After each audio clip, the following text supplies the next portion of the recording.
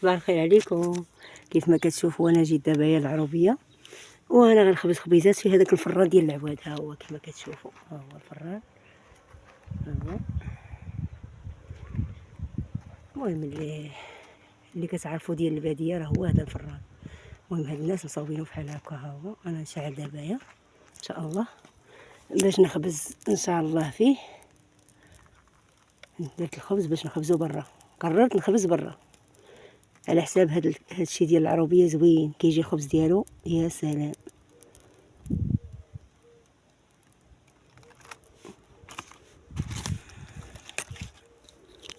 المهم انا غادي نكمل ان شاء الله منين نشعلو نقادو ونكمل معاكم ان شاء الله. كاين البرد بحال ديال الشتا. ها هو الفران باقا كنحمي فيه باش يطيب ليا الخبز دغيا.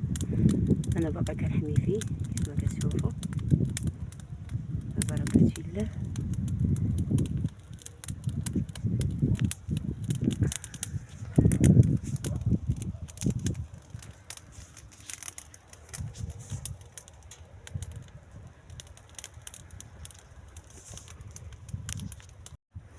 ها هو كيف ما كتشوف، ها هو الفران دابا راه شاعل كيحمى باش يطيب ليا دغيا.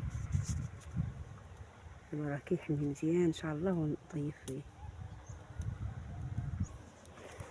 كيف ما كتشوفوا ها هو الفران راه حمى.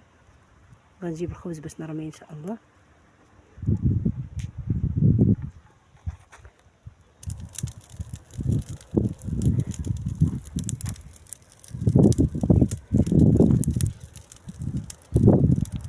ها هو الخبز دابا جبتو انا غنرميه كما كتشوفوا، غنرميه هنا ونعاود نوريكم.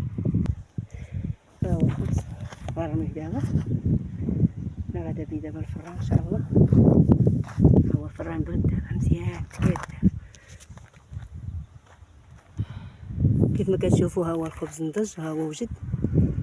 كيف ما كتشوفوا راه طيب بحال ما هاد الجهه بحال ما هاد الجهه، طيب على الجهات بجوج تبارك الله. وراني راه طيب على المهل، طيب على العواد على المهل.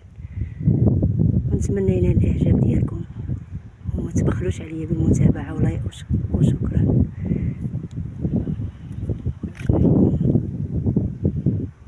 ها هو دابا الخبز وجد كيف ما كتشوفوا، راه طيب على الواجهتين بجوج كيف ما كتشوفوا تبارك الله احمر، طيب على المهل على العواد.